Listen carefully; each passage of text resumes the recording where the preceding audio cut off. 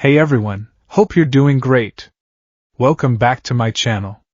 In today's video, we'll dive into what if Deku became the champion of Hades in the Underworld. Smash that subscribe button, and be sure to peek at the description below.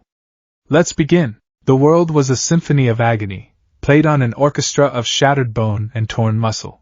Dust, thick and acrid, coated Izuku Midoriya's tongue. It tasted of concrete and failure.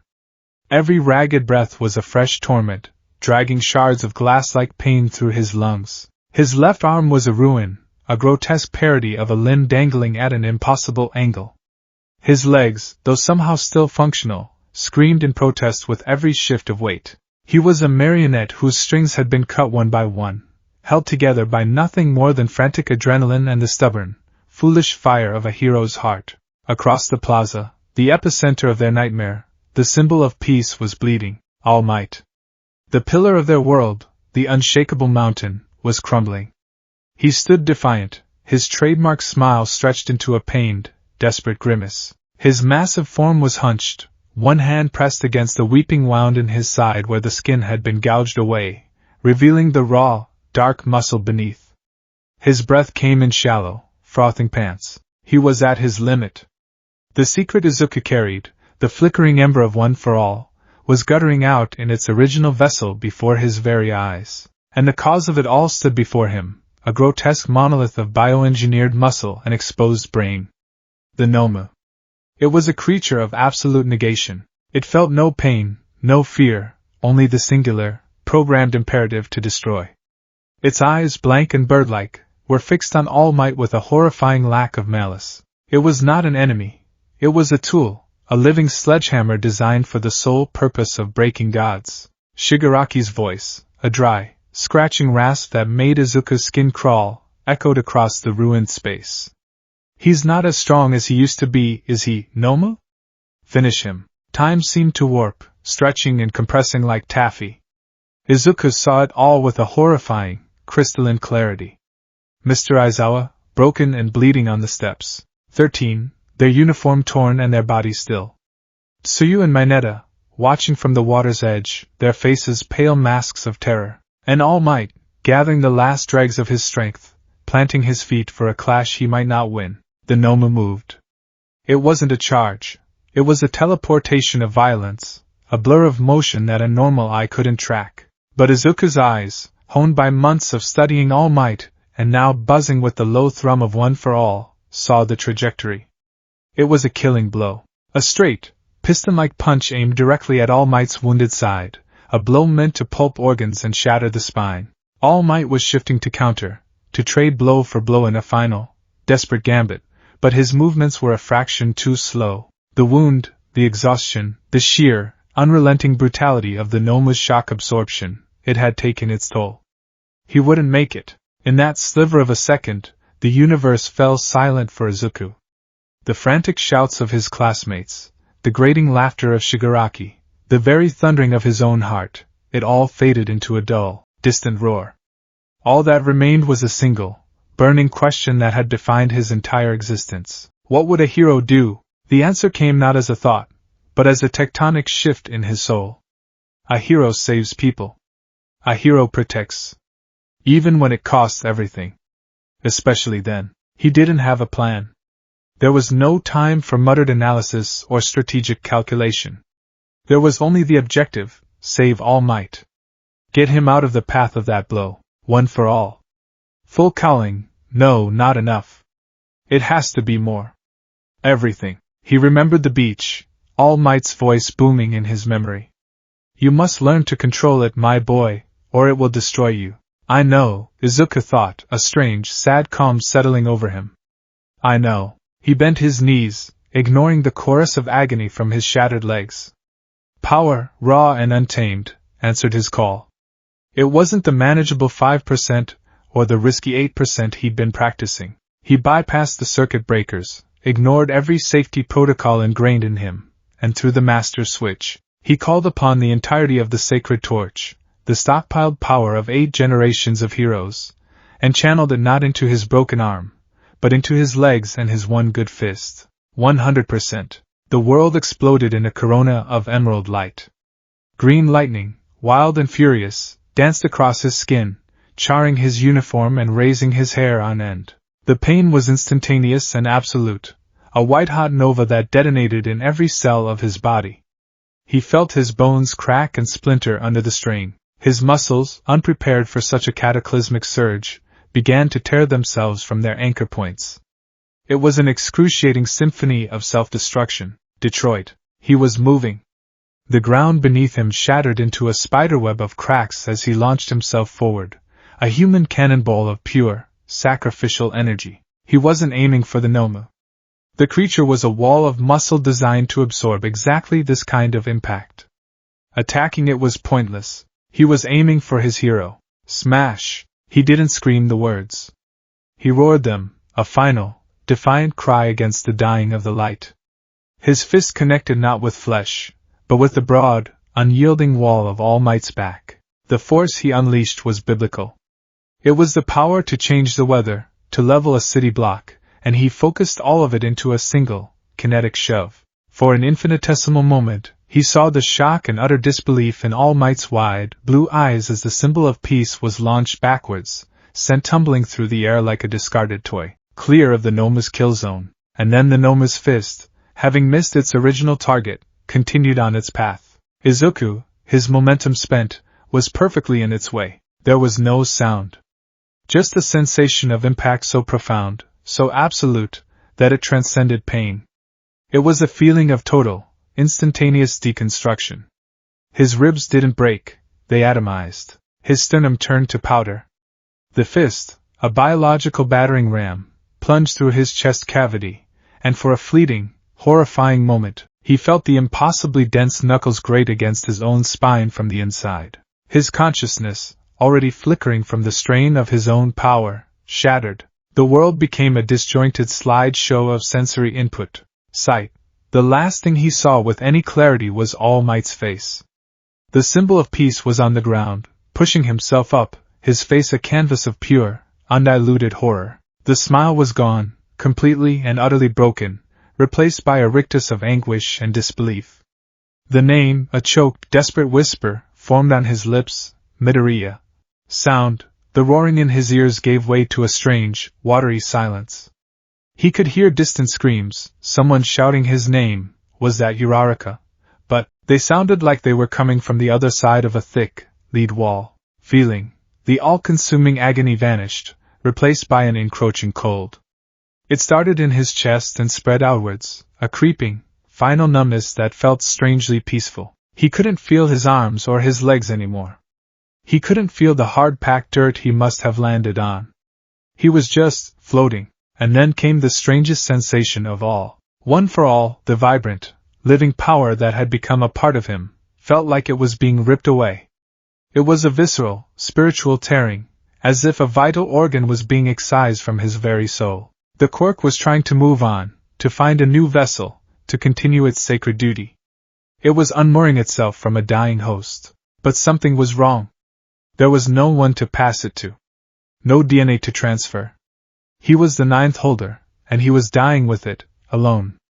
The power, having pulled away, found itself with nowhere to go. It was a river without a sea, a lightning bolt without the ground. With a sensation that defied description, a silent, internal implosion, it snapped back. It didn't just settle into his body. His body was a ruined temple, its walls collapsing. Instead, it surged into the very core of what he was. His consciousness. His spirit. His soul. The raw, untamed energy of 8 generations fused with his final ember of life, not as a tool to be wielded, but as an intrinsic part of his being. It was like pouring molten steel into a mold of water. The process was violent, transformative, and absolute. A supernova detonated in the space where his heart used to be, forging his spirit and the ancient power into a new, unbreakable, and utterly unknown alloy. The last vestiges of the physical world dissolved. The cold numbness gave way to an oppressive, velvet black silence, absolute, primordial, perfect. He was adrift in an ocean of nothing. There was no up or down, no light or dark, just a complete and total absence of sensation. He had no body, no eyes to see, no ears to hear. He was pure consciousness, a disembodied mote of thought floating in an endless void. Is this it? The thought wasn't formed with a voice, but simply was. Is this death? He had expected something. A white light. A tunnel. His life flashing before his eyes. He'd read about it in old, pre-quirk manga. But there was only this profound, crushing emptiness. He remembered his mom, the way she would cry when he got hurt. He remembered All Might's proud, booming laughter. He remembered Kaken's explosive anger, a mask for something more complicated underneath. The memories were sharp, painful pinpricks in the vast blanket of nothing. He had failed them. He had died. His dream, a bright, beautiful thing he had chased his whole life, had ended in a dusty plaza, shattered by a monster's fist. Slowly, almost imperceptibly, the nothingness began to change. A pressure asserted itself, a weight like being at the bottom of the deepest ocean. A sound began to coalesce out of the silence. A low, constant hum that was less a noise and more a vibration that resonated with his new, ethereal form. It was the sound of a billion whispers, a trillion regrets, the collective sigh of ages. And then, he could feel again. Not with hands or feet, but with his entire being. There was a surface beneath him. It was cold, granular, and sharp. He looked down, though he had no eyes, and saw that he was standing on a beach of fine, black sand. Each grain wasn't stone, but something else entirely. He focused on a single speck and felt an echo of a forgotten memory, the ghost of a lonely life lived and lost. The entire beach was made of crushed memories, worn smooth by the currents of eternity. Before him stretched a river. It wasn't water. The liquid was a thick, inky black, and it flowed without a sound. But within its depths, faint, shimmering lights moved with the current. He looked closer and saw them for what they were, faces. Pale, translucent faces locked in expressions of sorrow, confusion, or weary resignation. They swirled and eddied in the dark current, their mouths open in silent screams that were absorbed by the river's profound silence. The river Styx. A shape emerged from the thick, gray fog that clung to the river's surface. A simple, flat-bottomed skiff, its wood the color of bone and petrified with age, glided towards the shore without a ripple. At its stern stood a figure, pulling the boat forward with a long, gnarled staff. The figure was tall and impossibly gaunt, wrapped in a coarse, hooded robe that was the color of a 1,000-year-old shadow. Skeletal hands, all bone and sinew, gripped the pole. As the skiff crunched against the shore of crushed memories, the figure lifted its head. The darkness within the hood was absolute, save for 2 pinpricks of faint, smoldering light, like dying embers in a cold hearth. They fixed on Izuku, and in their gaze he felt the weight of eons. This was not a being that lived or died. It was a function, a process, as ancient and immutable as the river itself. Sharon. The ferryman. The skeletal hand extended, palm up. An unspoken demand. Payment. Izuku looked down at himself. He had a form now, a shimmering, translucent outline of the body he'd just lost. He wore the tattered remnants of his UA gym uniform. He had no pockets. No wallet. No coin for the ferryman. A spark of his old, frantic panic flickered within him. Was he going to be trapped here? A ghost on the shores of eternity? He looked up, ready to try and stammer out an apology, but paused. The ferryman's glowing eyes were not looking at his empty hands. They were fixed on his chest. Izuku followed his gaze. There, in the center of his spiritual form, was a light. It was not the brilliant, explosive green of One for All as it had been in life. This was a different light, a quieter, more intense luminescence. It was a deep, emerald core, stable and potent, burning with a silent, internal fire. The power of 8 generations, fused to his very soul. It pulsed with a gentle, rhythmic beat, a spiritual heart that had replaced the physical one he'd lost. This soul, this unique, power-forged essence, shone like a beacon in the twilight of the underworld. Karen's skeletal hands slowly retracted. He dipped his head in a gesture that might have been acknowledgement, or simple acceptance. He gestured with his pole towards the empty space in the skiff. The message was clear. His fare had been paid. His soul itself was the price of passage. With a trepidation that felt achingly familiar, Izuku stepped into the boat. It didn't rock. It felt as solid as the ground itself. As soon as he was aboard, Sharon pushed off from the shore, and the skiff glided back into the silent, black river. The journey was timeless. He passed countless other shades waiting on the endless shore, their forms gray and indistinct, their faces blank with the loss of self.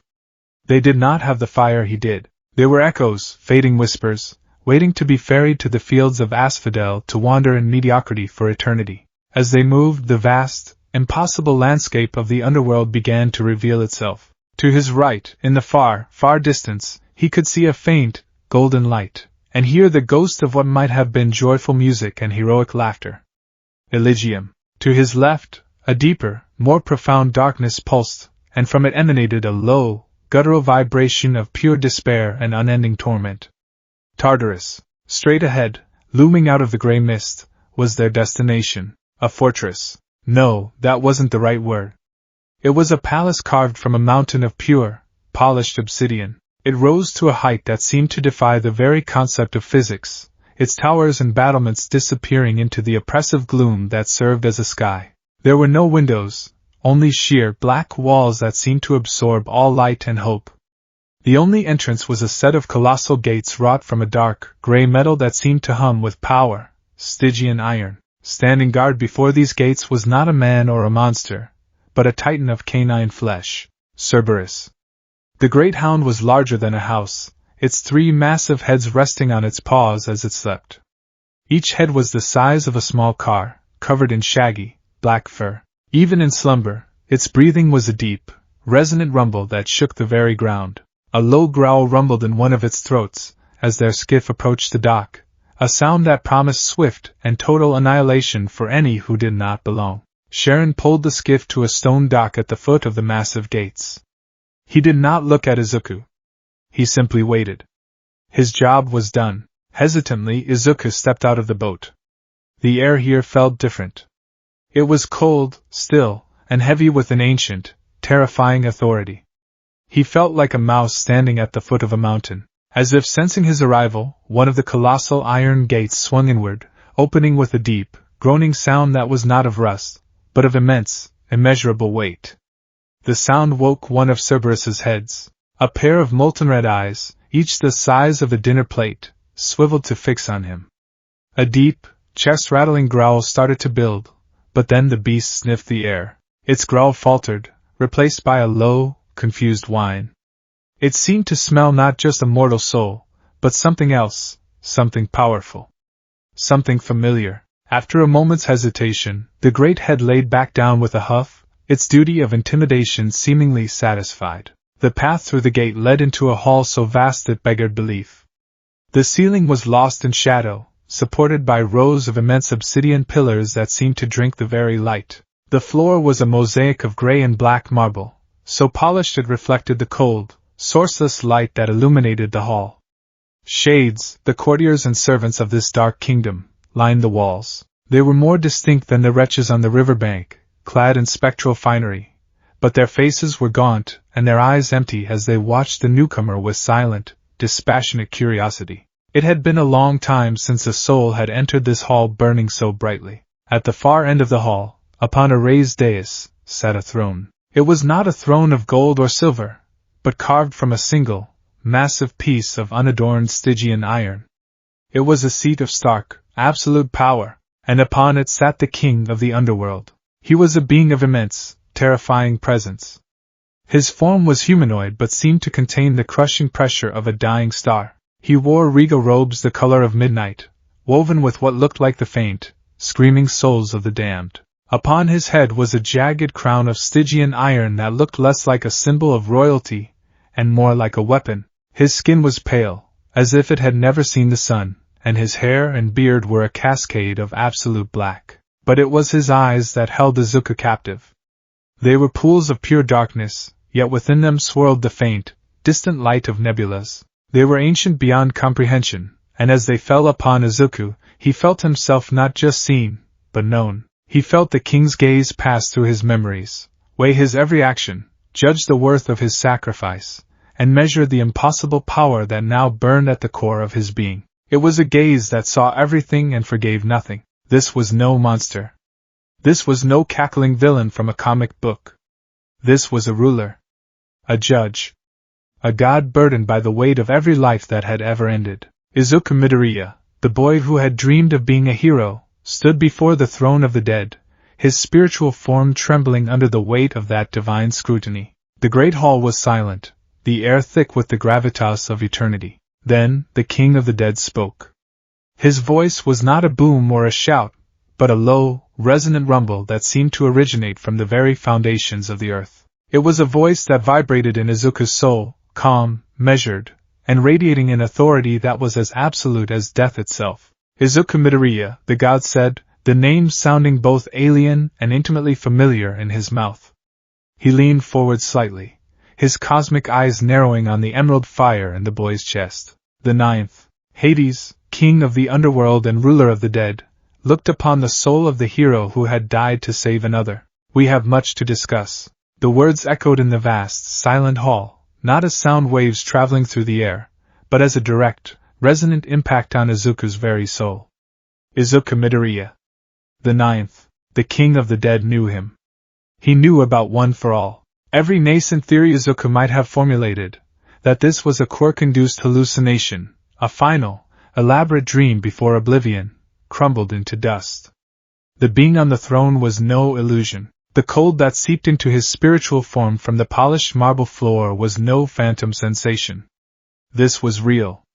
This was his new, terrifying reality. He tried to speak, to ask the thousand frantic questions swarming in the space where his mind now resided, but his form had no mouth, no vocal cords. He was a being of pure will and memory, and in the face of this immense presence, his will was a flickering candle in a hurricane. Hades leaned forward, his elbows resting on the cold iron of his throne.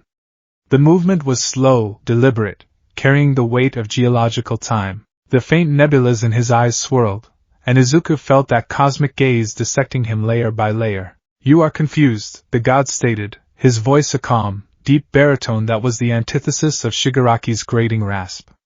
That is expected. Listen, and your confusion will be given form. Your mortal life has concluded.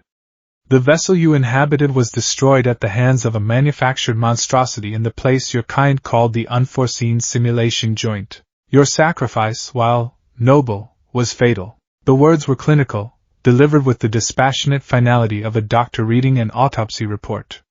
Yet hearing them stated so plainly sent a tremor of pure agony through Izuku's soul. Fatal.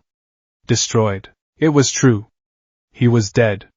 The thought was a chasm, and he was teetering on its edge. Normally, Hades continued, his gaze unwavering, a soul such as yours, one of heroic inclination, would be judged and guided to the fields of Elysium. There you would spend eternity in comfort and peace, your duty done. However, your circumstances are unique. The king of the dead gestured with a long, pale hand towards Izuku's chest. That power you carry. The one you call One for All. It is a construct of the living world. A unique quirk that stockpiles not just energy, but the will, the very essence, of its wielders. For 8 generations, it was passed like a torch, but you, the ninth, died with the flame still in your grasp. There was no successor to receive it. Hades's eyes narrowed slightly, a subtle shift that felt like a continent grinding against another. In that final moment, unable to depart, the power did the only thing it could, it fused with its container, it bonded to your soul. You are no longer merely Izuku Midoriya, a spirit awaiting passage. You are a spiritual singularity, a nexus of heroic will and stockpiled life force, anchored to a soul of profound selflessness. Such a thing has not been seen in this realm since the age of heroes waned in your world. Izuku's spectral form pulsed with a faint, emerald light as he processed the information. He wasn't just a ghost. He was something new. Something forged in the crucible of his own death. The power he had struggled so hard to control was now, quite literally, a part of him. This uniqueness has drawn my attention, Hades said, his voice dropping a fraction, taking on a more serious, burdened tone. My realm, boy, is not merely a destination. It is a system, an engine that processes every life that has ever been. It is governed by laws as ancient and unyielding as creation itself. Souls must be guided. The Furies must pursue the oath breakers. The gates of Tartarus must remain sealed. The great cycle of life, death, and rebirth must remain unbroken. I am its administrator, its warden, and its king, he sighed, a sound like stone grinding against stone. But the system is not perfect. It is strained. The living world and the underworld are two sides of the same coin. When one is thrown into chaos, the other feels the tremors. And your world, he said, his dark eyes seeming to look right through Izuku, past the walls of the hall, and into the mortal plane, is drowning in chaos. Izuku felt a chill that had nothing to do with the temperature of the hall. He knew what the god meant. The rise of villains, the crime rates, the fear that simmered just beneath the surface of their hero-centric society. This chaos creates complications, Hades elaborated. Souls that refuse passage, clinging to the mortal plane as violent specters. Perversions of the natural order that leave wounds in the veil between realms. Threats that my own children, Thanatos, the Furies, are often too bound by their specific duties to address. The gods themselves are constrained by ancient laws. We cannot directly meddle in the affairs of mortals or the nuances of my own kingdom without risking catastrophic imbalance. We require an agent, an enforcer who exists outside our divine frameworks but is bound to the service of this realm. He paused, letting the weight of his words settle. The underworld requires a champion. The word hung in the air, imbued with a power and a history that Izuku could feel pressing down on him. A champion. Like a knight from an old story.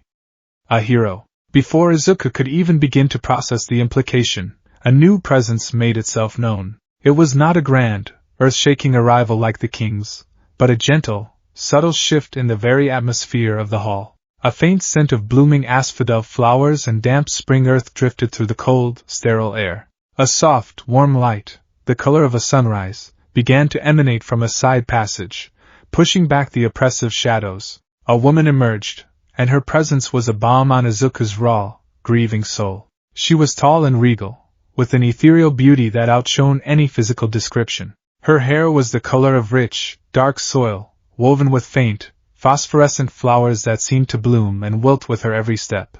Her gown was a deep pomegranate red, flowing around her like liquid twilight. But it was her eyes that were most captivating.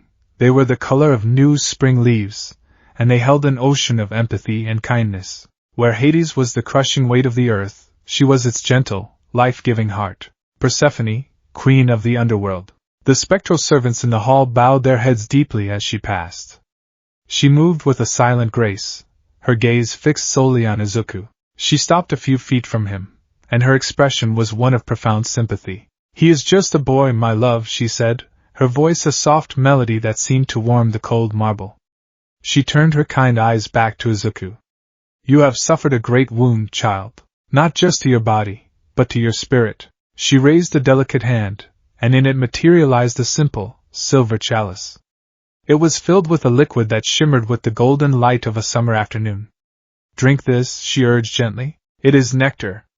It will not erase your pain, but it will anchor you. It will give your soul the substance it needs to endure this place." Hesitantly, Izuku reached out. His translucent, shimmering hand was barely solid enough to touch the cup.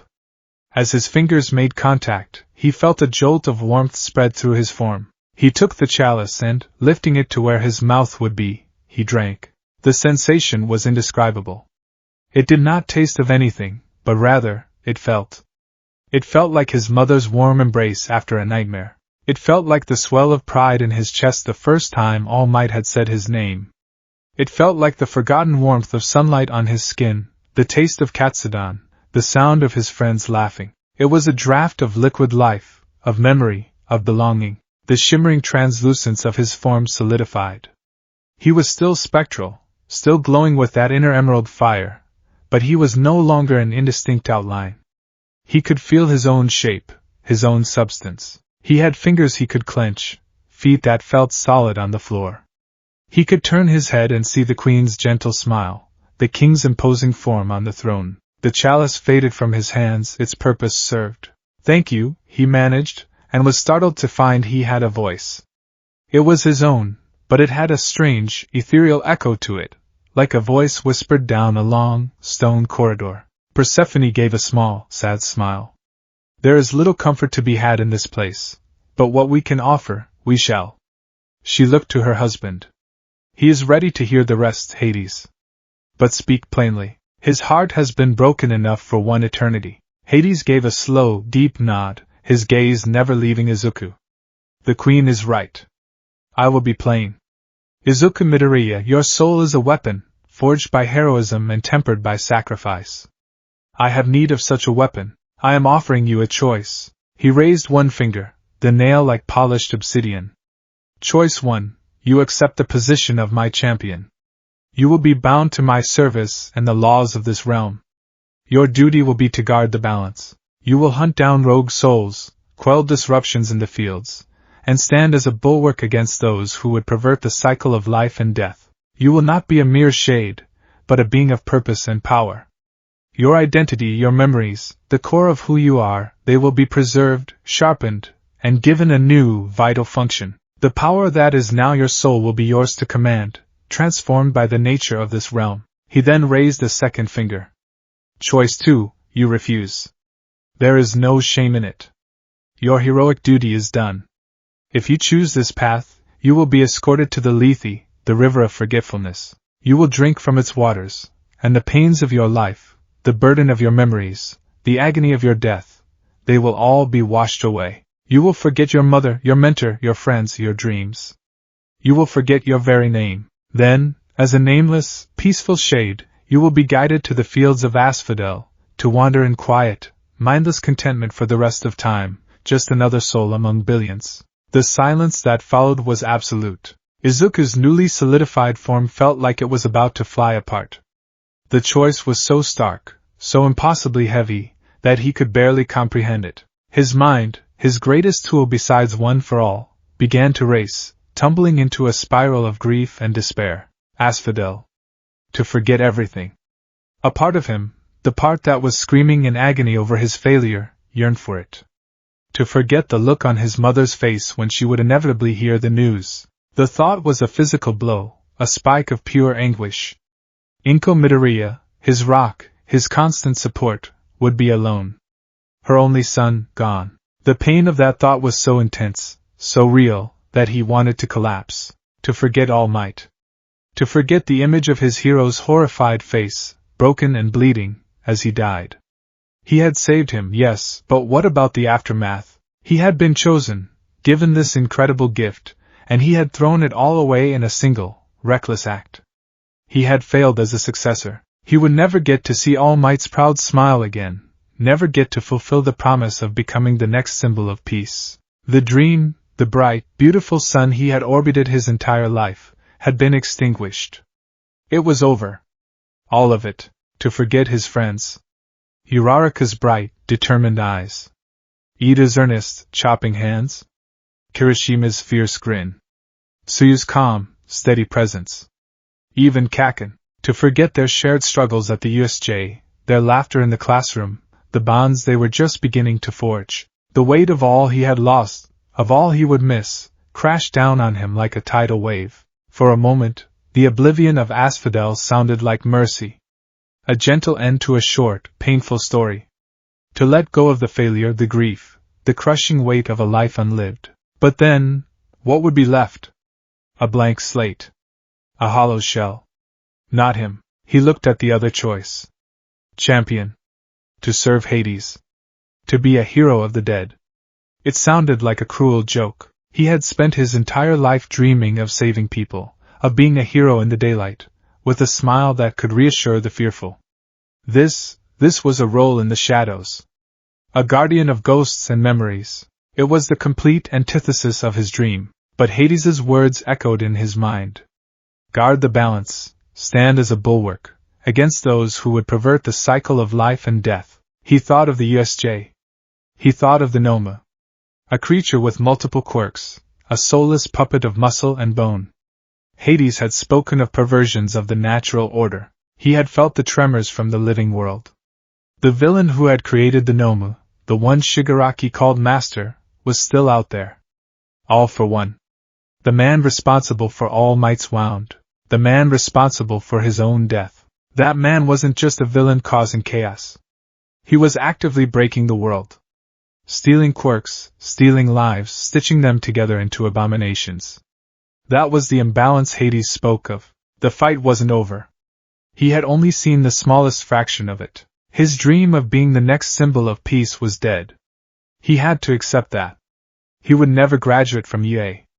He would never stand atop the hero rankings, a beacon of hope for the world. That path was closed to him forever. But the core of that dream, what was it really? Was it about the fame? The glory? The ranking? No. He stripped it all away, down to the very first moment he had seen All Might on a computer screen, a little boy with stars in his eyes. It was about helping. It had always been about helping people. About saving them. About being the one who runs in when everyone else runs away. He looked at the King of the Dead, a being of unimaginable power and duty. He looked at the Queen, whose kind eyes held the sorrow of 1,000 lifetimes. They weren't asking him to be a villain's enforcer. They were asking him to be a guardian. A protector. It was a different battlefield, with different rules and a different enemy, but the job description was the same: save people. Protect the innocent. Stop the monsters. The grief was still there, a raw, gaping wound in his soul. The sense of failure still clung to him like a shroud. But through it all, a tiny, defiant spark ignited. The same spark that had made him rush toward the sludge villain when he was quirkless and afraid. The same spark that had made him shatter his bones again and again for the sake of others. He could lie down and be forgotten. Or he could stand up and continue the fight. For Izuku Midoriya, there was never really a choice. He slowly straightened his spectral form, pulling himself up from the depths of his despair. He met the king's cosmic gaze not with defiance, but with a new, somber resolve. The frantic, teary-eyed boy was gone, burned away in the finality of death. In his place stood something new, something forged in loss and duty. His voice, when he spoke, was quiet, but it did not tremble. It was imbued with the weight of his decision, a vow made at the crossroads of existence. "I can't save people with a smile anymore," he said, the words tasting of ashes and acceptance. "My dream, of being a hero like All Might, is over." He took a deep breath, a spiritual action that seemed to draw in the cold, heavy air of the underworld and fuel the emerald fire in his chest. But if there is still a balance to protect, if there are still things that threaten the innocent, whether they are living or dead, if my fight can help, then I can't just fade away. He looked from Hades to Persephone, his green eyes, now glowing with a faint inner light, filled with the hero's unwavering resolve. "I'll do it." The words, a simple promise, echoed in the silent throne room, sealing his fate. They were not the words of a frightened boy, but of a champion accepting his post. Persephone's gentle smile returned, this time tinged with a profound respect. She placed a comforting hand on his shoulder, and the warmth of it was a silent promise of support. Hades did not smile. His expression remained stern and passive. But for a fraction of a second, the eternal storm in his eyes seemed to calm, and something akin to approval flickered in their cosmic depths. He had not chosen a pawn. He had chosen a hero. "Very well," the King of the Dead rumbled, the sound a seal on their covenant. He rose from his throne, and the sheer scale of him was even more intimidating standing. He was a pillar of shadow and authority, the living embodiment of the end of all things. "Then your training begins now." The emerald fire in Izuku's chest flared, no longer a chaotic echo of a stolen power, but a focused, purposeful flame, burning brightly in the heart of the underworld. He had lost his life, his friends, his future. But here, at the bottom of the world, surrounded by death and shadow, he had found the one thing he couldn't live without: a purpose. His new life, his new duty, had begun. The transition from the throne room was not a journey, it was a shift in reality. One moment, Izuku stood before the King of the Dead, his soul vibrating with the weight of his eternal vow. The next, the grand hall dissolved into gray mist, and the mist receded to reveal a space of breathtaking, desolate scale. He stood on the edge of a vast, circular platform of polished black basalt, a perfect disk at least a kilometer in diameter. It was a training ground, but one designed for gods and monsters. There was no sky, only an infinite, cavernous darkness overhead from which massive, obsidian stalactites hung like the fangs of a dead god. The only light came from the rivers that carved through this subterranean world, visible in the far distance. To his left, the river Phlegethon burned, a torrent of liquid fire that cast a flickering, hellish orange glow on the cavern roof. To his right, the river Styx flowed, its inky blackness and the shimmering, trapped souls within casting a cold, ghostly blue light. The air was still, cold, and tasted of stone and ozone. "This is the Asphodel Proving Ground," a voice, rich and resonant with a hero's pride, announced from behind him. "Here you will learn the shape of your new existence. Or you will be broken by it." Izuku turned. Standing there was a figure that seemed ripped from the pages of legend. He was a shade, yet he burned with a golden, ethereal light that marked him as a resident of Elysium. He was tall and built with the physique of a classical statue, all lean muscle and perfect proportion. Golden armor, intricately carved with scenes of glorious battle, covered his chest and arms, though it was dented and scarred from 1,000 ancient conflicts. A magnificent helmet was tucked under one arm, revealing a face of sharp, aristocratic beauty, with blonde hair that flowed like spun gold, and eyes the color of a summer sky. Yet, for all his heroic radiance, a profound melancholy clung to him, a permanent shadow in those bright eyes. This was Achilles, the greatest warrior of the Achaeans, now serving as the head of Elysium's security, and, apparently, one of Izuku's new mentors. Before Izuku could even formulate a greeting, a second figure emerged from the shadows with a flicker of leathery wings. Her arrival was accompanied by a sharp drop in temperature and the faint, coppery scent of dried blood. She was all sharp angles and simmering rage, her body lithe and corded with muscle, wrapped in dark, binding leather. A cruel-looking whip, braided from what looked like sinew and tipped with a shard of Stygian iron, was coiled at her hip. Her eyes were chips of obsidian that glittered with malice, and her dark hair was a wild, untamed mane. She was Majira, one of the three Furies, the divine instruments of vengeance. "So this is the king's new pet," she sneered, her voice a low, dangerous rasp. She circled Izuku like a predator, her gaze contemptuous. "He's soft. He reeks of mortal sentiment. Pity, hope, foolish self-sacrifice, they cling to him like grave mold.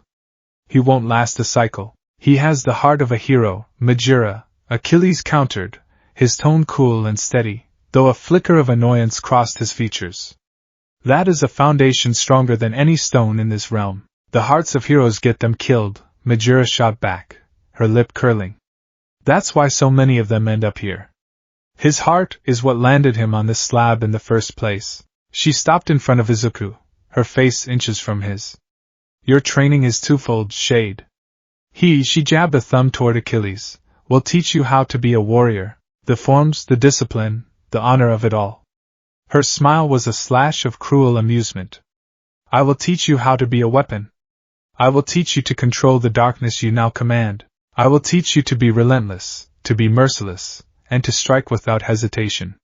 I will burn that mortal softness out of you until only the champion remains." Izuku swallowed, the action feeling strange and foreign in his spiritual body. He was standing between a legend and a nightmare, and both were to be his teachers. "Let's begin with a simple diagnostic," Achilles said, taking a step back and giving Izuku space. "The power you wielded in life, one for all, was a force of kinetic energy. Explosive. Uncontrolled. You used it like a bludgeon, breaking your own vessel in the process. That is no longer its nature. The king explained that it has bonded to your soul and been infused with the essence of this realm. Show us. Reach for it. Let's see what it has become." Izuku nodded, his heart, the emerald core of his being, thrumming with a mixture of apprehension and morbid curiosity. He closed his eyes, turning his focus inward. He remembered the feeling of full cowling, a circuit of crackling, vibrant energy coursing through his veins, the hum of power, the scent of ozone, the brilliant green lightning. He reached for that feeling, that familiar surge, and found nothing. It was gone. The bright, warm river of power he had known was dry. In its place was something else entirely. A void. It was a cold, silent, and impossibly deep well of nothingness located at the very center of his being. It didn't feel like a source of power, it felt like an absence of it. It was the chilling silence between heartbeats, the absolute blackness at the bottom of the ocean. It was a gravitational point, pulling everything inward. It was terrifying. "What's the matter, boy?" Majira's voice stripped with impatience. "Lost your nerve?" Gritting his teeth, Izuku pushed past the fear.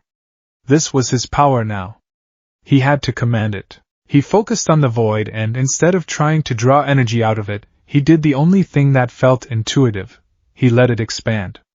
He opened the floodgates. The effect was instantaneous and horrifyingly silent. The air around him didn't crackle with energy. It died. The temperature plummeted, and a circle of frost spiderwebbed across the black basalt at his feet. The distant, flickering light from the phlegathon seemed to dim, as if the very photons were being consumed. There was no thunderous roar, no brilliant flash of green. There was only a profound, all-consuming silence that swallowed sound itself. From the shadow he cast, black, viscous tendrils began to erupt.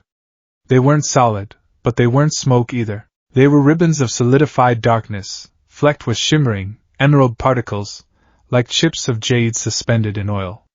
They writhed and lashed out with a mind of their own, silent and serpentine. They were not extensions of his limbs, but manifestations of his new power's raw, untamed nature. "Chains," he whispered, his own voice sounding thin and distant in the oppressive silence. He tried to command them, to direct one of the tendrils towards a nearby rock formation. He focused his will, pushing, directing, just as he had with the Delaware smash. The tendril of shadow shot forward, but it didn't obey. It split into a dozen smaller lashes, each one whipping through the air with silent, violent speed. They struck the training ground around him, not with a physical impact, but with a touch that seemed to drain the very essence of the stone. Where they struck, the basalt turned a deeper, more lifeless black, crumbling into dust, not from force, but from a kind of spiritual decay. Panic seized him. He couldn't control it.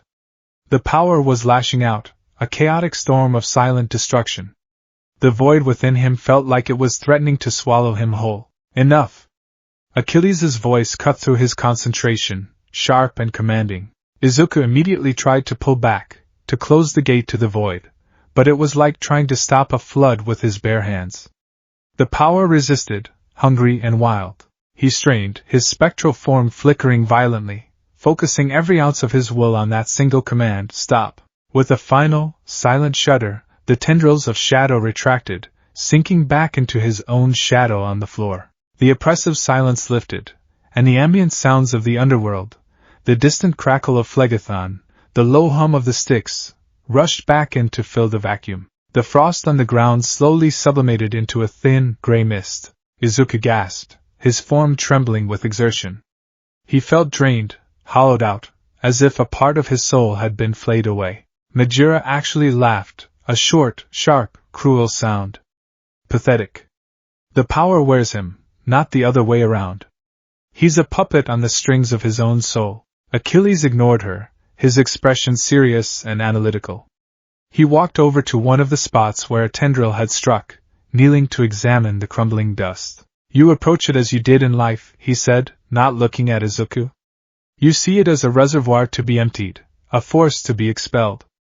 You are wrong. This is not the power of life, of kinetic creation. This is the power of the end. Of silence. Of the grave." He stood and faced Izuku, his Elysian light a stark contrast to the darkness they had just witnessed. "This is Stygian one for all. It does not push, it pulls. It does not explode, it consumes. It is not wielded with rage or a battle cry. It is commanded by stillness, by focus, by an absolute and unyielding will. You try to command it with the force of a tidal wave. You must learn to command it with the quiet gravity of a star." The weeks, or what passed for weeks in this timeless realm, that followed were the most grueling period of Izuku's existence, eclipsing even his torturous training with all might on Dagoba Municipal Beach. His new mentor's methods were as opposite as fire and ice, and he was the iron being forged between their hammer and anvil. Achilles' tutelage was a study in precision and philosophy. He forced Izuku to stand for hours in a single spot, focusing on his spiritual center, learning to feel the ebb and flow of the Stygian power within him without unleashing it. "Your body is gone, ninth," the Greek hero would explain, pacing slowly around him. "Your stances, your muscle memory, they are ghosts. You must build a new foundation. Your anchor is no longer the earth beneath your feet, but the will within your soul. Feel its weight. Let it settle. Do not fight it. Guide it. He taught Izuku to form a single, stable chain of shadow. Not by lashing out, but by extending his will slowly, carefully, like a potter shaping clay. The first 100 attempts were failures. The chain would either dissolve into nothing or erupt into a chaotic mess. But slowly, painstakingly, he learned. He learned to weave the threads of darkness and emerald light into a cohesive, controllable form. Good, Achilles would say, his voice a rare balm of encouragement. Now understand its purpose. This is not a mere whip. It is a fetter. It is meant to bind, to hold, to enforce a verdict. When you use it, you are not just an attacker, you are an agent of the inevitable. Your every action must carry the weight of that purpose. Majira's training, by contrast, was a trial by fire. It was brutal, instinctive, and utterly merciless. She had no patience for philosophy or meditation. Thinking is for the living, she would snarl, cracking her own whip, the sound echoing like a gunshot in the vast cavern. The dead must act. She would have tormented shades and minor spirits, dredged up from the depths of asphodel, released onto the proving ground. Gibbering, sorrowful things, lost in their own eternal misery, they would swarm him, their spectral hands clawing at him, their silent screams tearing at the edges of his concentration. Fight them! She would roar. Don't analyze them. Don't pity them. They are chaos. You are order. Impose it! His instinct, the hero's instinct, was to be gentle, to try and calm them. It never worked. His hesitation only allowed them to overwhelm him, their collective despair a cloying, suffocating force that threatened to extinguish his own consciousness. He was forced to unleash his power defensively, his chains whipping out in frantic, uncontrolled bursts. More often than not, he would lose control, the Stygian energy ravaging both the spirits and the training ground until Majira intervened, her own whip of judgment cutting through his power like a hot knife through butter. You flinch, she hissed at him after one particularly disastrous session, standing over his exhausted, flickering form. You still think like a rescuer. You are not here to save these souls, you are here to control them. They have had their chance at life, at choice. That time is over. Here, there is only the law. Our law. Until you accept that, you will be nothing but a danger to yourself and a disgrace to the king who chose you. The harshest lesson was learning the fundamental laws of his new existence. He wasn't a hero in the way he understood it. He was a warden. Hades himself had summoned him once more to the throne room to impress this upon him. You do not judge, the king had rumbled, his voice a force of nature. Judgment is the purview of the three judges, Minos, Rhadamanthus, and Aeacus. You do not determine punishment. That is the domain of the Furies. You do not guide the dead. That is the duty of Thanatos and the Psychopomps. Your role is singular. You are the enforcer of the boundaries. When a soul steps out of line, you will return it. When an entity attempts to cross from a realm where it does not belong, you will repel it. You are not a sword, to be wielded for conquest. You are a wall, a shepherd's crook. You are an instrument of balance, nothing more, nothing less.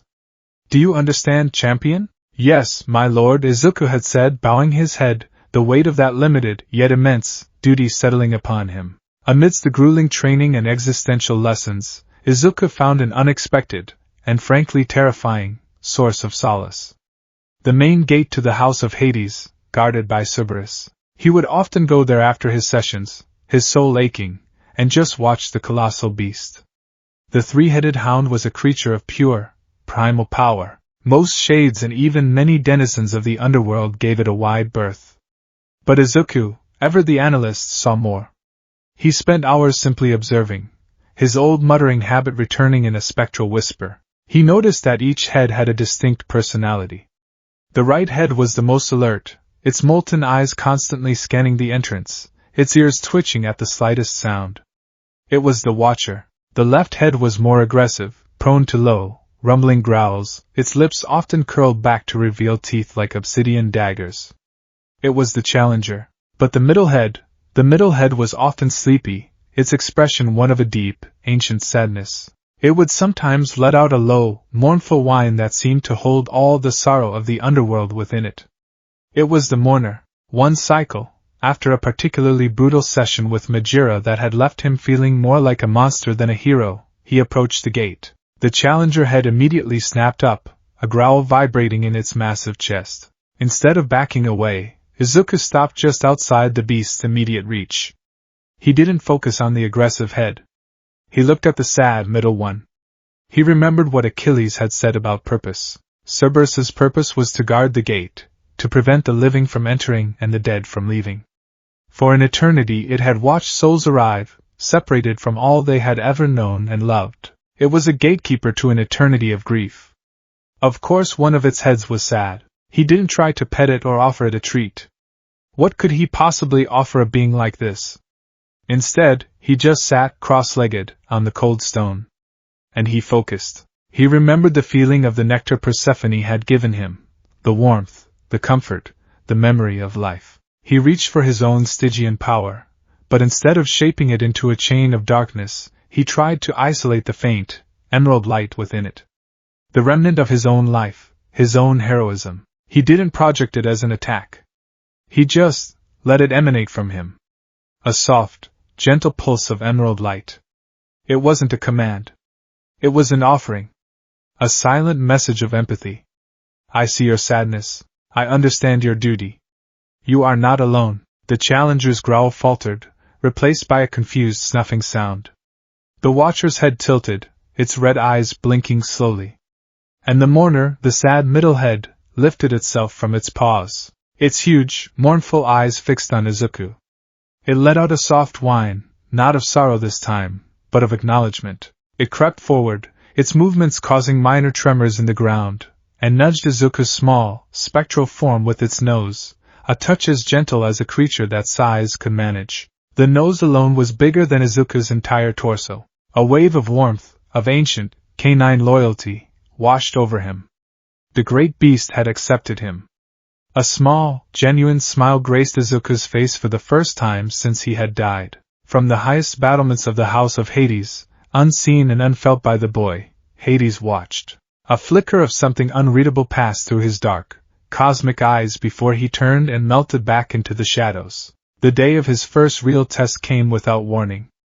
Achilles and Majira led him back to the proving ground. This time, a shimmering, transparent barrier had been erected, enclosing a small section of the basalt disk. Within this circle is a rogue soul, Achilles explained. A merchant from the pre-Quirk era. In life, he was a creature of immense greed, hoarding wealth he could never spend. In death, he refuses to accept his new, mundane state.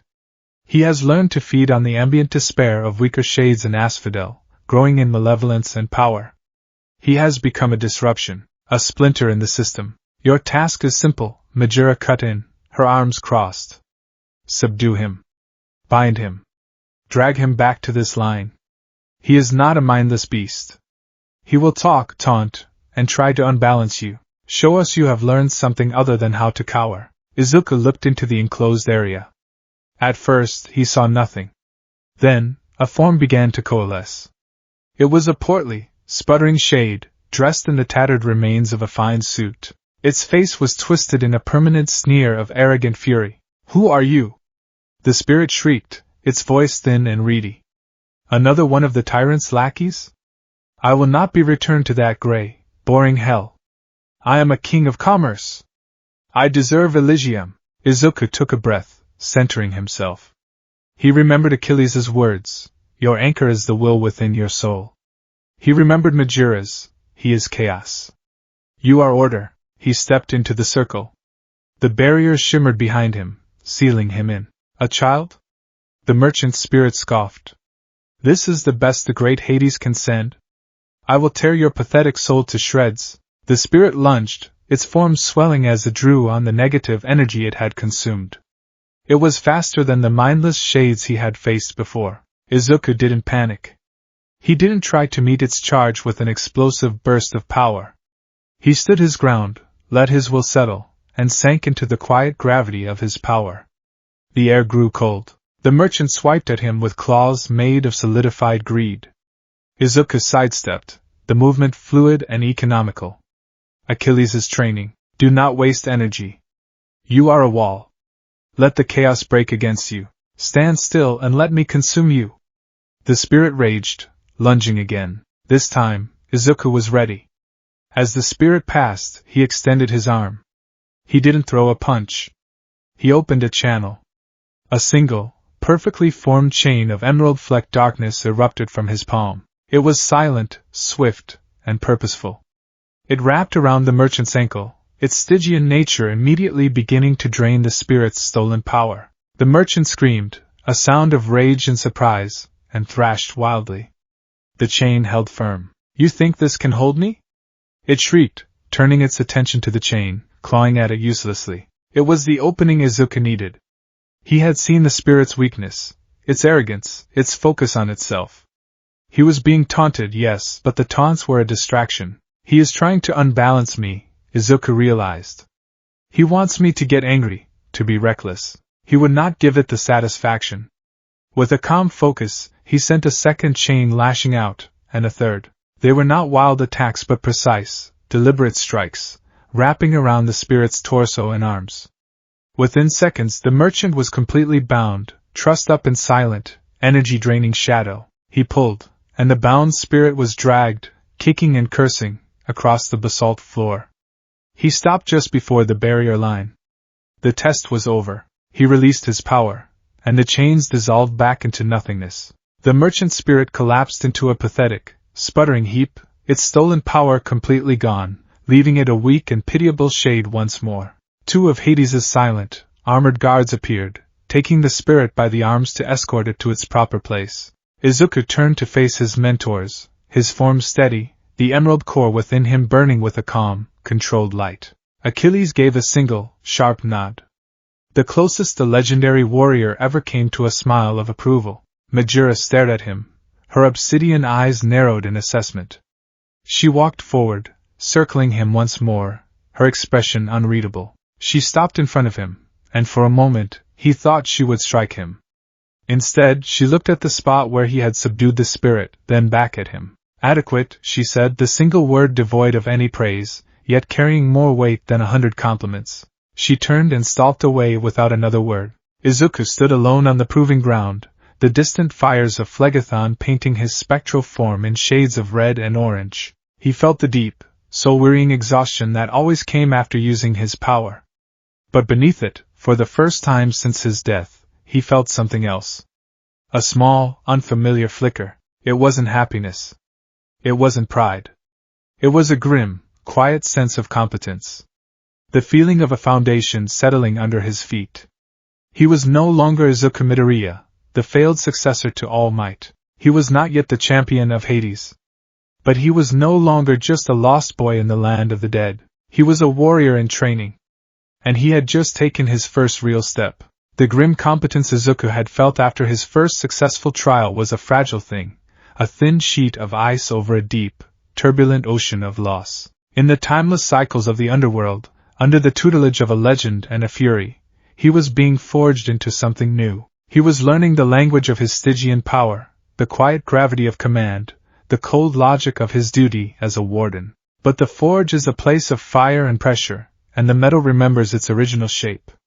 He was being shaped into the champion of Hades, but he was still, in the very core of his soul, Izuku Midoriya. And Izuku Midoriya was grieving. It was a quiet, constant ache, a phantom limb that throbbed with the memory of a life he could no longer touch. He saw his mother's smile and the gentle glow of Elysium in the far distance. He heard All Might's booming laughter and the echo of a rockfall in the vast caverns. Every small victory in his training was tainted by the knowledge that he could never share it with the people who had believed in him. Persephone, the queen of the underworld, saw this shadow clinging to him. She moved through her husband's stark, obsidian halls like a secret spring, her presence a gentle counterpoint to the realm's oppressive gravitas. She found him one cycle, standing alone on a balcony overlooking the silent, soul-choked flow of the river Styx, his spectral form rigid with a sorrow he was trying to suppress. The bond to your old life is strong, Izuku Midoriya, she said, her voice a soft murmur beside him. It is a rare thing, even for the most heroic of souls. Most fade into memory. Yours is a tether, still anchored in the world of the sun. Izuku turned, his glowing green eyes filled with a pain that made the queen's heart ache. Is it a weakness? He asked, his voice a low, ethereal whisper.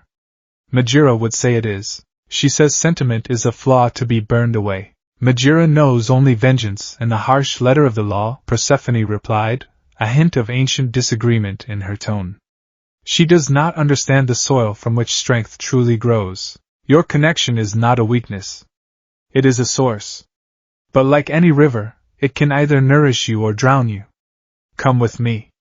There is something you must see, something you must learn to endure if you are to truly become the champion this realm needs. She led him away from the cold, grand halls of the House of Hades, down a winding path of silver-white stone that seemed to hum with a gentle energy. They entered a domain that was hers alone, a stark and beautiful contrast to the rest of the underworld. Here, in a vast, grotto-like cavern, was Persephone's garden. It was a place of impossible, twilight beauty. There was no sun, but the cavern ceiling was coated in a phosphorescent moss that cast a soft, silver-blue light over everything. Beds of asphodel, the pale, ghostly flowers of the dead, grew in profusion, their petals shimmering with a faint inner light. A silent, silver stream, a tributary of the Lethe, wound its way through the garden, its waters clear and sparkling. Here and there grew pomegranate trees, their bark the color of polished obsidian, but their fruit glowing a deep, tempting ruby red from within. The air was cool, clean, and smelled of damp earth, night-blooming flowers, and memory. In the center of the garden was a circular pool of water, its surface as still and reflective as a black mirror. The pool was ringed with smooth, gray stones that seemed to absorb all sound. This is the pool of Mnemosyne, Persephone explained, her voice a hush in the sacred quiet of the garden. It is a window, of sorts. It does not show the future, nor can it truly alter the past.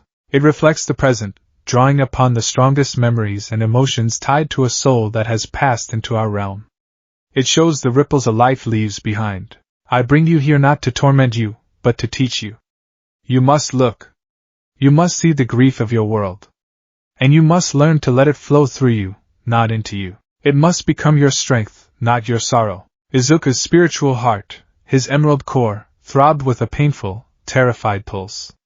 A part of him wanted to flee, to return to the cold, simple reality of training and duty. But a deeper, more powerful part of him, the part that still loved them, needed to know.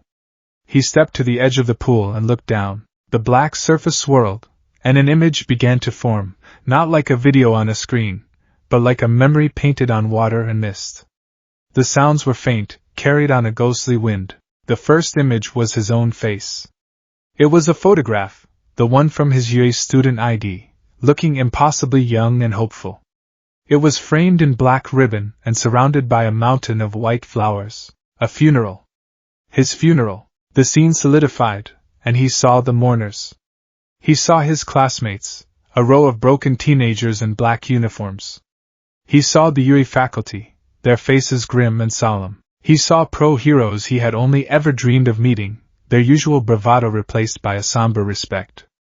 A banner hung in the hall, Izuku Midoriya. A true hero. The irony was a physical blow. Then the pool's focus shifted, and the true torment began. The Midoriya apartment. The image was of their small, cozy living room, but all the warmth had been leached out of it.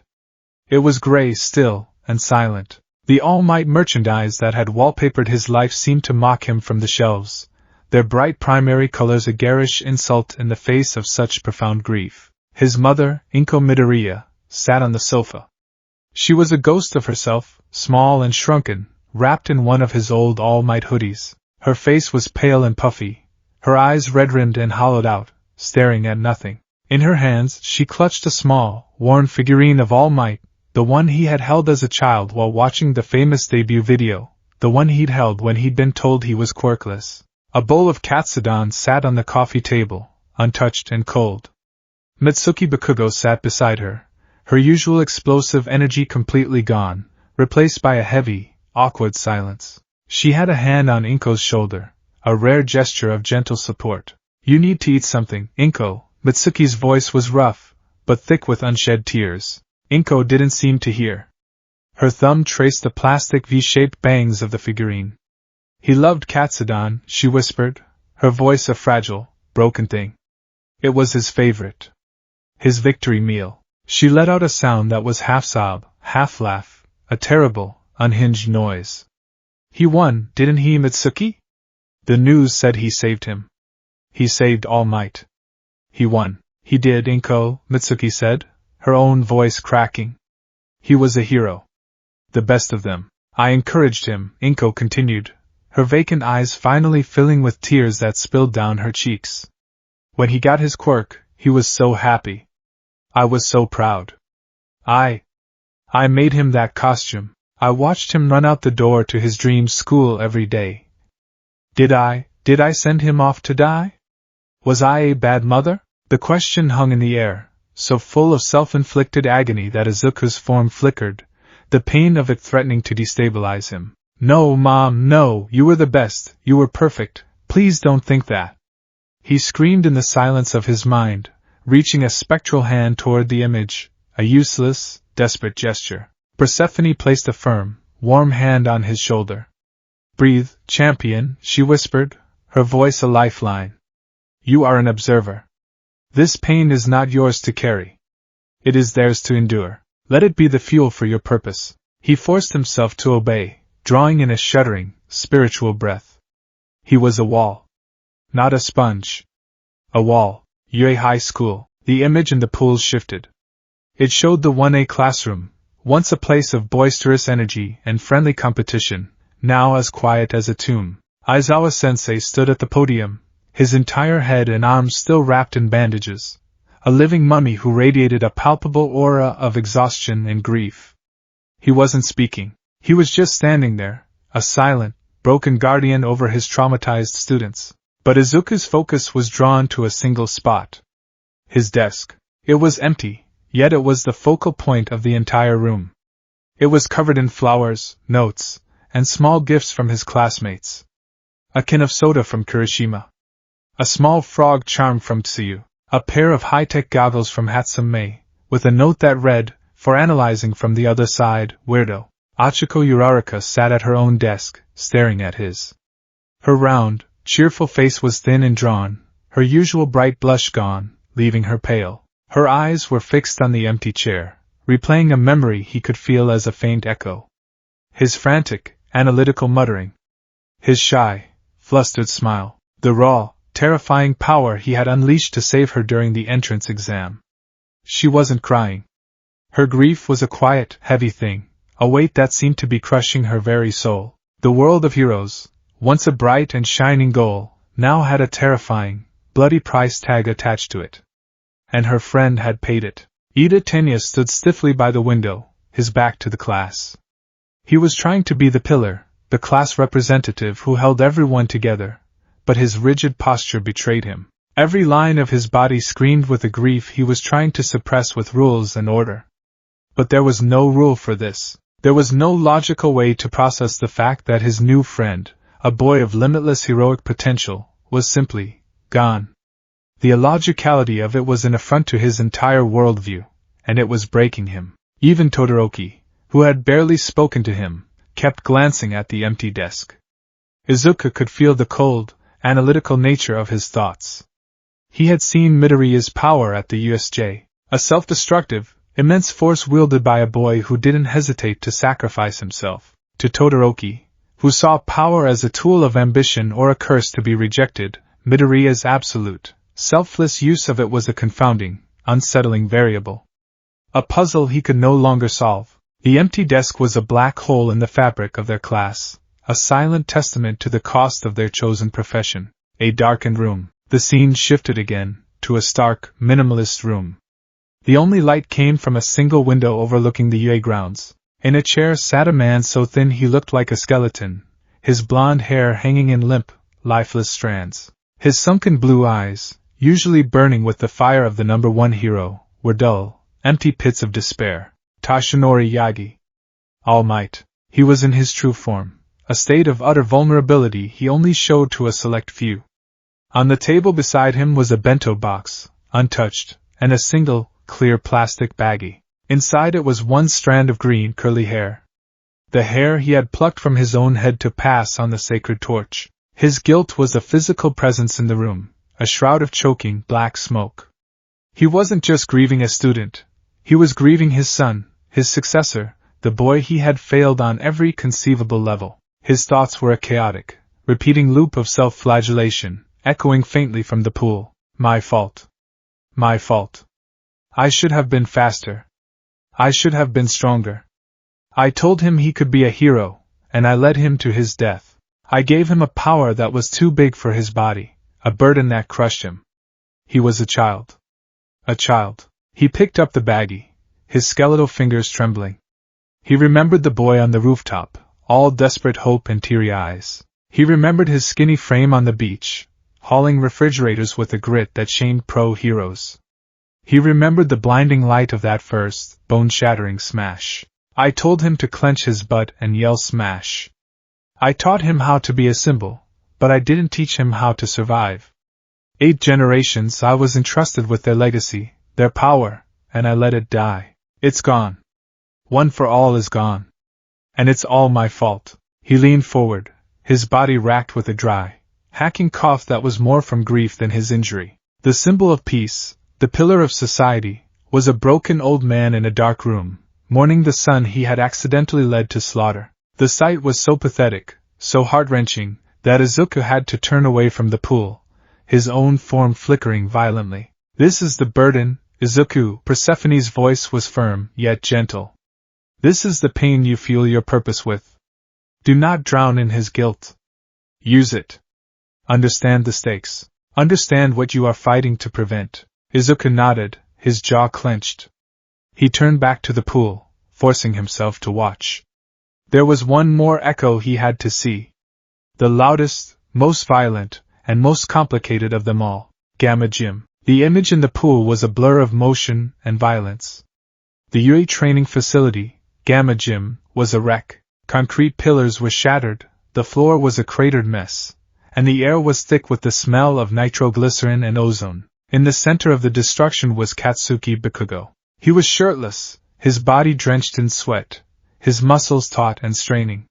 He was moving with a terrifying, mindless ferocity, a hurricane of explosive power. He wasn't training, he was trying to obliterate something. The walls, the equipment, himself. Boom! He launched himself into the air with a controlled blast. Boom! AP shot! A concentrated explosion tore a new hole in a reinforced wall. He was screaming, not with his usual arrogant battle cries, but with wordless roars of pure, undiluted rage. But as Izuku watched, he could feel what lay beneath the rage. It was a chaotic storm of emotions Bakugo himself couldn't untangle. There was grief, sharp and unwelcome. There was confusion. But stronger than all of it, drowning out everything else, was a deep, corrosive, and utterly suffocating guilt. The scene in the gym suddenly fractured, and a memory, Bakugo's memory, bled through into the pool. He was younger, a middle schooler in his black Gakurin uniform, sneering down at a scrawny, green-haired Deku.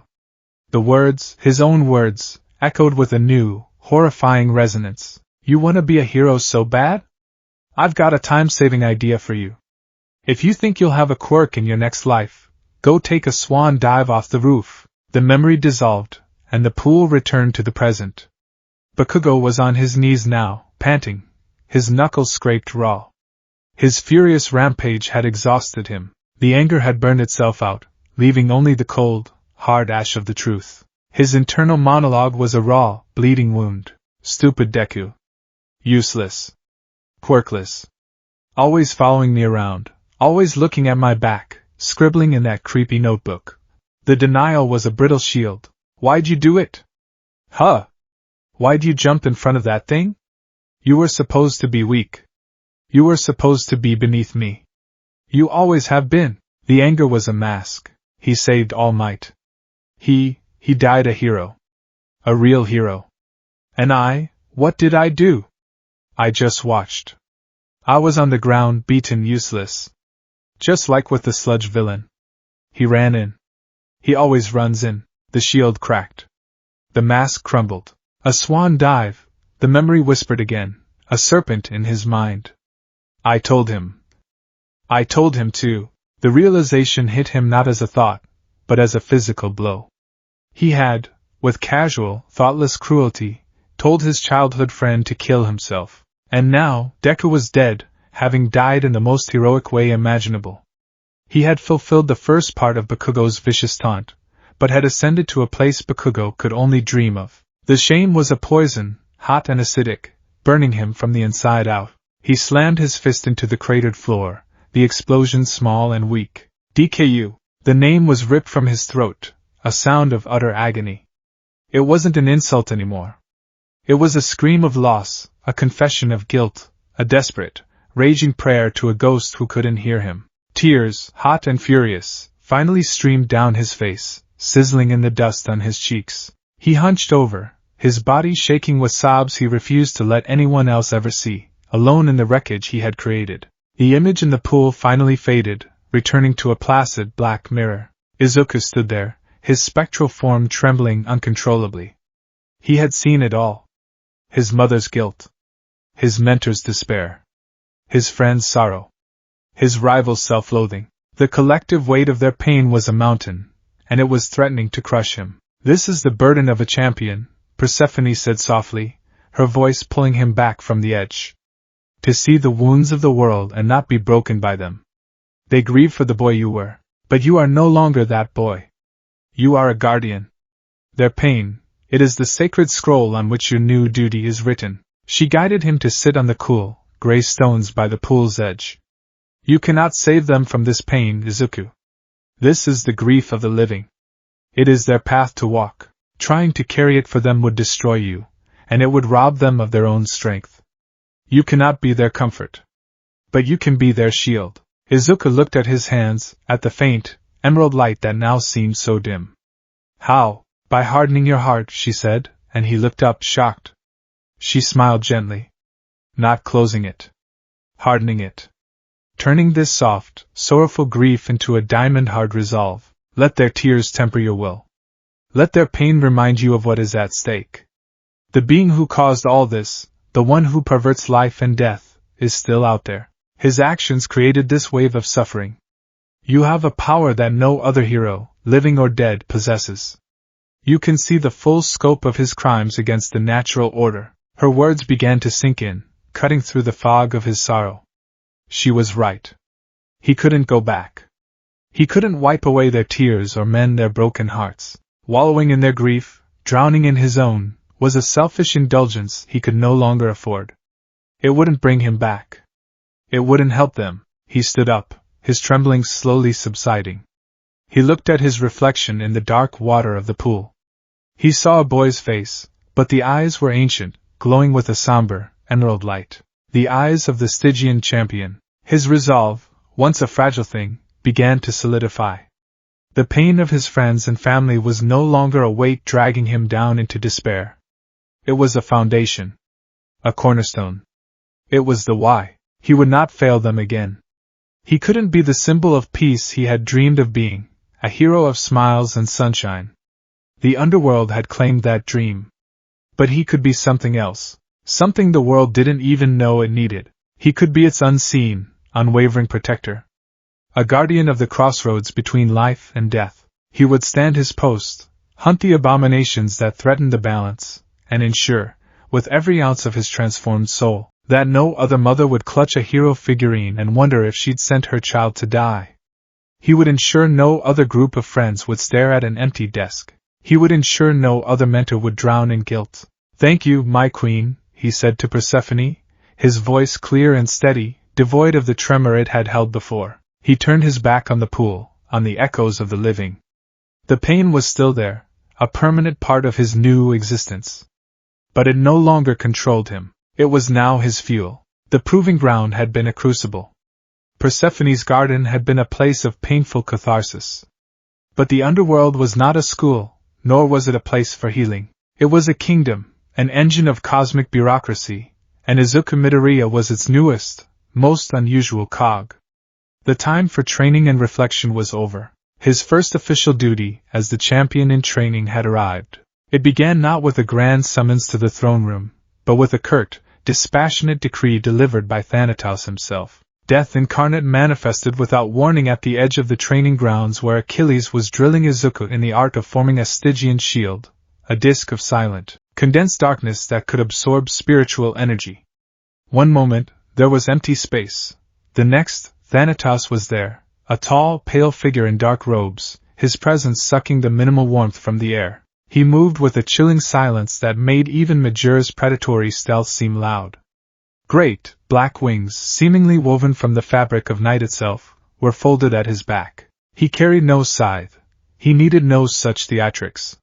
His very being was anathema to life and unlife alike. Lord Hades has a task for his champion, Thanatos said, his voice a low, emotionless whisper, like the rustle of dry leaves in a crypt. His silver eyes, which held the cold, distant light of dead stars, fixed on Izuku, and there was a clear, undisguised skepticism in his gaze. He looked from Izuku to Achilles, then to Majira, who had just arrived, drawn by the shift in the atmosphere.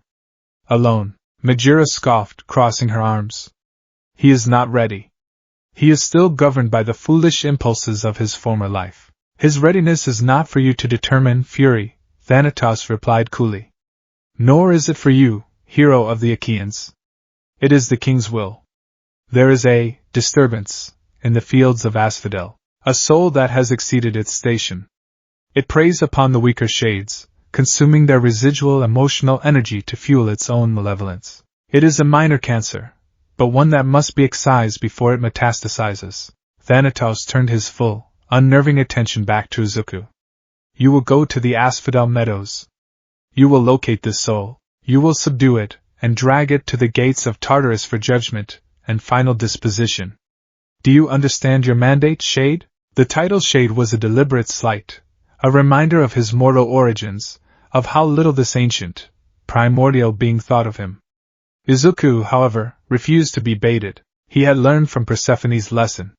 His purpose was not to impress the gods, it was to fulfill his duty. He gave a sharp, respectful nod. I understand. Thanatos offered no words of encouragement. He simply stared for a moment longer, then dissolved into a wisp of black smoke and vanished as silently as he had appeared. Achilles placed a hand on Izuku's shoulder, his golden aura a comforting warmth against the lingering chill of death's presence. Remember your training. Your power is not a sword, it is a chain. Your will is not a shout, it is an anchor. Do not let the soul's taunts find purchase in your heart. They are echoes of a life long since judged. They have no power over you unless you grant it to them. Try not to get your soul devoured, boy, Majira added, her tone laced with its usual scorn, though there was a flicker of something else in her eyes, not concern, but a harsh, demanding expectation. It would be an embarrassing waste of my time. With their unique words of encouragement ringing in his ears, Izuku set out. Sharon ferried him across a branch of the Styx to the entrance of Asphodel, the ancient ferryman as silent and inscrutable as ever. The moment Izuku stepped off the skiff, the sheer, crushing monotony of the place hit him. The fields of Asphodel were an endless, rolling meadow under a perpetual, starless twilight. There was no sun, no moon, just a high, gray gloom that stretched from horizon to horizon. The ground was covered not in grass, but in the pale, ghostly, and strangely beautiful asphodel flowers, their petals giving off a faint, corpse-like glow. The air was still and cool, carrying no scent but the faint, dry smell of dust and forgotten things. And there were the shades. Billions of them. As far as the eye could see, translucent, gray figures wandered aimlessly through the pale flowers. They were the souls of the ordinary, those who had lived lives of neither great virtue nor great sin. They drifted in a state of quiet, mindless apathy, their memories of life washed away by the waters of the Lethe, leaving only a dull, persistent melancholy. They moved in slow, meandering currents, their mouths open in silent, O-shaped expressions of perpetual, mild surprise. The low, collective hum of their existence was the only sound. This was the fate Izuku had been offered, to become one of them. The thought sent a shiver through his core. His target was somewhere in this endless sea of mediocrity. A needle in a haystack of souls. Thanatos had given him the soul's name, Lycidas, and his crime in life, a lone shark from the early days of Quarks who had used his minor, emotion-sensing quirk to exploit the desperate and drive dozens to ruin. He had died unrepentant and alone. How was he supposed to find one specific soul in this? He couldn't just ask. The shades of asphodel were barely sentient. Panic, his old, familiar companion, began to prick at the edges of his resolve. Analyze, a voice in his head, sounding suspiciously like Achilles, commanded. Do not react. Observe. What is the nature of the problem? He closed his eyes, forcing down the panic. He was no longer just a boy. He was a warden.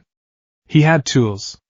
He focused, reaching inward to the quiet, cold well of his Stygian power. He didn't unleash it, he listened to it.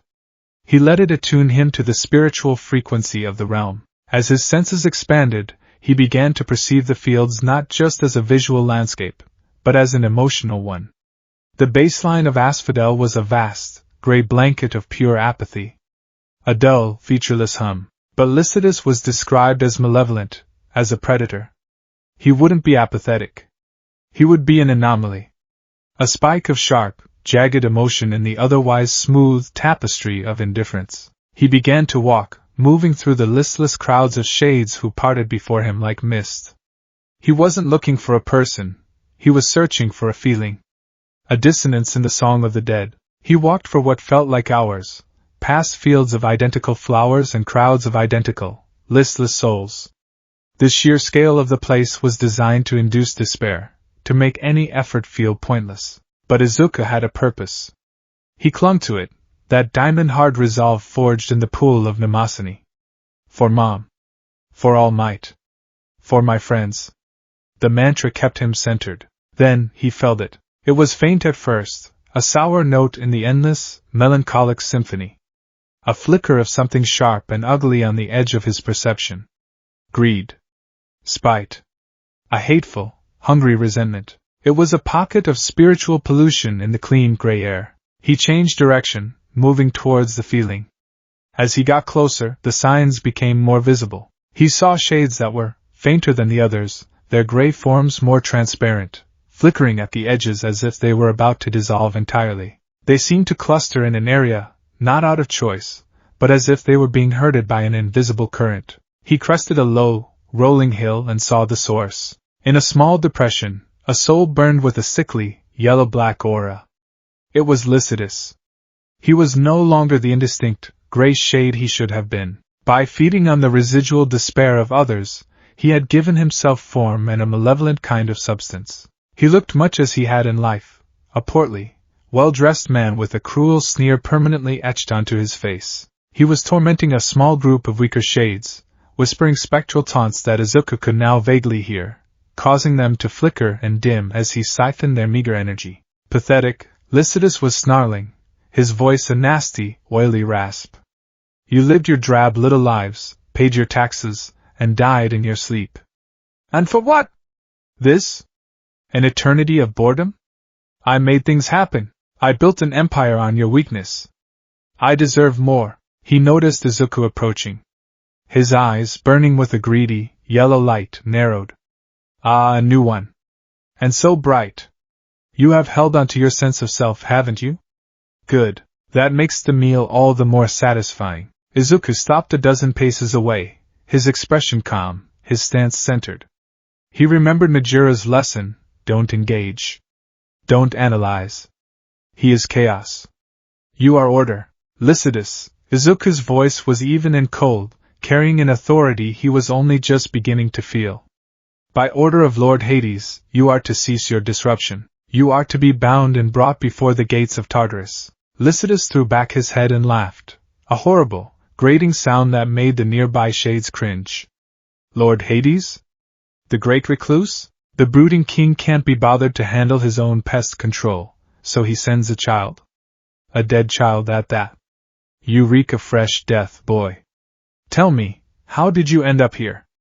A hero were you? Threw your life away for some pointless ideal? Izuku remained silent. He could feel the taunts, like little hooks, trying to find purchase in the memory of his sacrifice, in the grief for his lost life. He let them slide off the hardened shell of his resolve. Oh, a strong, silent type, Lycidas sneered, circling him. Let me guess. You died for someone else, didn't you? I can taste the self-righteousness. And what did it get you? An unmarked grave and a new job as a glorified dog catcher in the land of eternal misery. They're all mourning you up there, you know. Crying their pointless tears. And they'll move on. They'll forget your name. While you're stuck here with me. The mention of his loved one's grief was a sharp jab, and for a second, the image of his mother's face flashed in his mind. He felt a flicker of rage, a hot, living emotion that had no place here. The void of Stygian power within him stirred in response to the anger. No, he thought, forcing it down. That is his goal. To unbalance me. To make me reckless. He remembered Achilles' words. Your every action must carry the weight of purpose. He took a slow, centering breath and let the anger go, replacing it with the cold, heavy certainty of his duty. Seeing his taunts fail, Lycidas's sneer hardened into a snarl. Fine. If you won't be reasoned with, you'll be devoured. He lunged, his form distorting. His mouth opened impossibly wide, revealing a maw of swirling, hungry darkness. He wasn't trying to strike Izuku. He was trying to swallow his soul whole. Izuku didn't retreat. He stood his ground. At the last possible second, he sidestepped, the movement economical and precise. As Lycidas's attack missed, Izuku's right arm snapped out. A chain of silent, emerald-flecked darkness erupted from his palm. It was perfectly formed, a testament to his grueling training. It whipped through the air and wrapped around Lycidas's torso, tightening with an audible hiss as it made contact. The effect was instantaneous. The sickly yellow-black aura around Lycidas sputtered and dimmed. The Soul Eater screamed, a sound of pure agony and shock. What is this? He shrieked, clawing at the chain. It's draining me. This is the law, Izuku stated, his voice devoid of emotion. He planted his feet, his form an unshakable anchor. And this is its consequence. He had learned from his trial on the proving ground. One chain was not enough for a foe that would struggle. With a flick of his other wrist, a second chain shot out, wrapping around Lycidas's legs. He pulled, and the villain's soul was yanked off its feet, crashing to the ground of crushed memories. You can't do this to me! Lycidas howled, his form flickering violently as the Stygian energy sapped his stolen power. I am a king! An architect of finance! His rant was cut short as Izuku began to walk, dragging the bound and struggling soul behind him. He ignored the curses, the pleas, the threats. They were just noise, the chaotic static of a life that had refused to accept its end. He was a force of order, and his task was to return this piece of chaos to its designated place. The journey to Tartarus was long and arduous. Lycidas, even while bound, was a constant, malevolent weight. He never stopped struggling, never stopped screaming taunts and insults. Your mother weeps for a fool. Your friends will grow old and fat and die, their heroic dreams turning to dust. The one you died for will be forgotten, just another broken hero in a long line of them. You accomplished nothing. Nothing. Izuku kept walking. Each step was a defiance. Each meter of ground covered was a victory of will over chaos. He focused on the rhythm of his own spectral heartbeat, the steady, emerald pulse at his core. He focused on the weight of the chains in his hands, the physical manifestation of his new purpose. The landscape began to change. The gray, monotonous fields of asphodel gave way to a cracked, barren wasteland under a sky the color of a fresh bruise. The air grew colder, heavier, and was filled with a low, vibrating hum of unending despair. The distant, faint sounds of weeping and gnashing teeth echoed from the chasms that began to scar the landscape. This was the border of Tartarus. Ahead, a great wall of black, jagged rock rose up, disappearing into the gloomy sky. Set into it was a pair of colossal gates, made of Stygian iron, bigger and far more menacing than the gates to the house of Hades. These gates were covered in writhing, tormented faces, frozen in eternal screams. This was not a place of entry and exit. It was a seal. A prison. As Izuku approached, dragging the now whimpering, pathetic soul of Lycidas behind him, a section of the gate glowed with dark energy. It was an opening, a small, circular portal, just large enough for a single soul, swirled into existence at its base. The portal was a vortex of pure, agonizing despair. Lycidas saw it and thrashed with a final, desperate burst of terror. No! Not there! Anywhere but there. I'll be good, I'll be a proper shade. Please, boy, have mercy. Izuku looked down at the cowering soul, at the face twisted in a mask of primal fear. A flicker of something, a ghost of his old self, stirred within him. Pity. The instinct to show mercy. Then, he remembered. He remembered the faint, flickering shades Lycidas had been preying on, dimming their already dim existences for his own selfish gain. He remembered the pain in his mother's eyes, the despair on All Might's face, all of it, the result of villains like this, who took and cared nothing for the balance, or the lives they destroyed. Mercy was not his purview. Judgment was not his role. His duty was to deliver the disruptive element to its designated place. His expression hardened. My name is not Boy, he said, his voice as cold and final as the grave. I am the champion of Hades. With a final, dispassionate pull, he hauled Lycidas to the edge of the vortex. The soul's pleas turned into incoherent, terrified screams as the portal's gravity caught him, pulling him in. For a moment, he clung to the edge, his fingers scrabbling at the ground, before the portal consumed him entirely. The vortex swirled shut. The gates returned to their silent, menacing state. The low hum of damnation was the only sound. Izuku stood there, the Stygian chains dissolving from his hands. He felt no satisfaction. No pride. No joy in his victory. He felt only a profound, soul-deep weariness and the grim, heavy weight of his duty. He had done his job. He had excised the cancer. He had restored a tiny piece of the balance. It was a dirty, thankless, and necessary task. He stood there for a long time, staring at the gates of hell, a lone, emerald-glowing figure in the oppressive darkness. Unseen, on a high, shadowy precipice overlooking the scene, Thanatos watched. He had been there the entire time, a silent observer ready to intervene if the champion failed. He had watched Izuku track the soul, endure its taunts, and subdue it with cold, ruthless efficiency. He had seen the boy's flicker of pity and, more importantly, he had seen him master it, replacing it with the iron of his duty. A flicker of something, not quite respect, but a lessening of his profound skepticism, passed through the god of death's silver eyes. Perhaps, Thanatos thought to himself, his form dissolving back into the shadows, the king's choice was not as sentimental as I believed. The first hunt was over. Izuku Midoriya had proven he could be a weapon. Now, he had to learn to live with the reality of what that truly meant. He turned his back on the gates of Tartarus and began the long, lonely walk back through the fields of asphodel, the pale, ghostly flowers brushing against his legs like the hands of forgotten ghosts.